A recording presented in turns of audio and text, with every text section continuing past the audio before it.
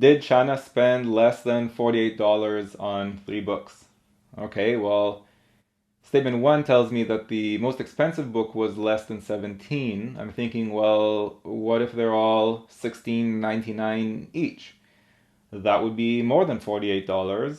But if they're very cheap, like $5 each, then it'll be less than $48. So statement 1 on its own is not sufficient. And the way that I proved insufficiency was I thought about an extreme scenario.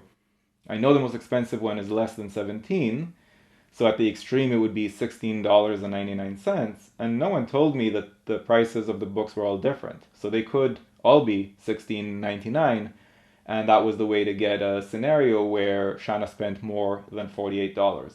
So 1 is not sufficient on its own, eliminate A and D. Statement 2 on its own doesn't have a chance of being sufficient. Maybe we should have started with that one, because statement 2 just gives us the difference between the prices of 2 books, but we don't know where we are in the number line. There's no way that just knowing the difference between the prices of 2 books could be enough to find out anything about the total amount that the books cost. So go ahead and eliminate B, and we're down to 2 answer choices, C or E.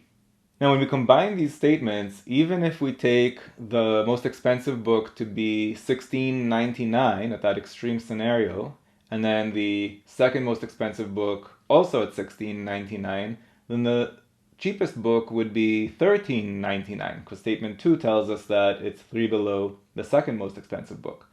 And if you have $13.99, $16.99, and $16.99, which would probably be easier to think of it as 14, 17, and 17, that would be exactly 48. But they're not actually 48, they're all at least a penny less. So if you have 3 books, and they're each at least a penny less than they would be to get a total of $48, then now we know for sure Shana spent less than $48. Specifically, she spent at least 3 cents below $48, and therefore the correct answer is C. If you found this video useful, go to quantreasoning.com for a lot more where that came from. You should also click that like button and let me know in the comments below what you'd like me to make future videos about. And of course, if you haven't yet subscribed, go ahead and do that and click that bell below so you get notified about future videos. See you next time.